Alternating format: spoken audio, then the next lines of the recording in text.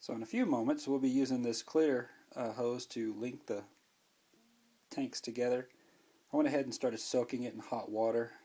The reason for that is it's about 50 degrees down here in the basement, and that is really stiff stuff. It's hard to work with. So I'm just letting it soak. If you live in a similar climate or have just really stiff hose, that's a good way to do it.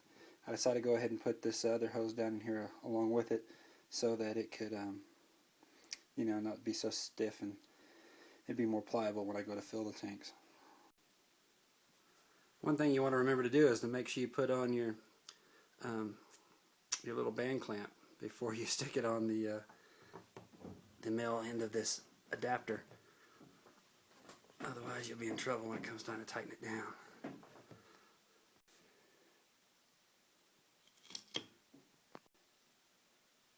The flexible hosing has been hooked up. You can see how to change each barrel to the other, and that the band clamps are secured in place to keep there from any leaking there. And I've also got my food grade water hose hooked up. So what I'm going to do now is turn the valve so I can let water in, and it will fill up each tank. And then I'll turn this valve up here to let air out so that air can escape the tank. And I'll just keep an eye on it. Fortunately, I've got lights right above the tank which will backlit the thin siding of the tank and allow me to see the water level. If you don't have that set up, a real easy way to do it is to take a flashlight and hold the flashlight on one side of the tank while you observe from the other, and you'll be able to visibly see that water line as it rises. So let's go ahead and get the water flowing.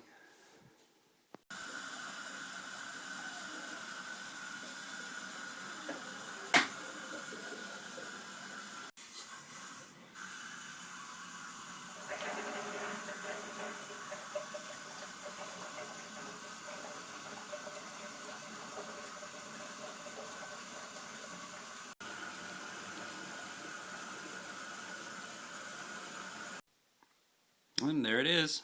The rack's complete. They're all full of water, and it's a job done. A few little notes. I did have some leaks while I was filling it up, especially as the pressure grew on the bottom barrel. That began to leak a little bit. After messing around with it and tightening it a little bit each time, I was able to stop it. The hose that I used to fill it up I want to keep, and I want to keep it clean. The best way to do that is just to drain the water from it, and then just fasten the two ends together to make a seal so that nothing can get inside. I've got an extra little 5-gallon container that I thought I'd just set out here, and I've got my barrel stops for the rest of the barrels ready so that when I get my other 3 barrels I can just put them on there. I decided to keep all my other stuff just in a drawer where I can find it and use it when I get the stuff. And the sink's back to normal. Took the hose off, and we have a lot of water, so I'll just kind of go around it slowly so that you can have a good look. If you have any questions, please feel free to leave comments and I'll try to answer them. If you have any advice on what I could have done differently, I'd be happy to hear it, because I'm always looking to try to improve it. And I think I might help a friend build one of these, so maybe we could incorporate any good tips or better ideas, any shortcuts into the next build.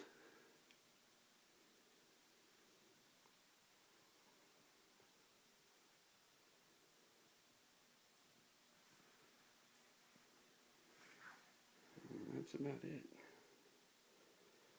I found that little space underneath is a great place to maybe put that water hose. Keep it out of the way.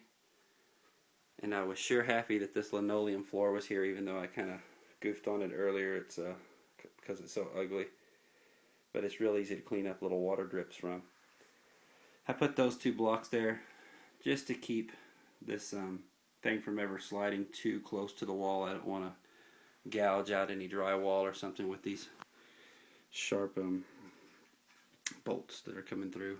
and I also want to have enough room to kind of reach back here and adjust the temperature. I also went ahead and hung up a little temperature gauge back here so I could keep an eye on what the temperature was, and as you can see, it's hovering right around 55, 58 degrees.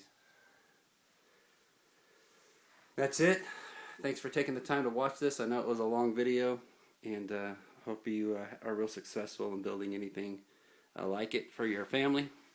God bless you. Bye-bye.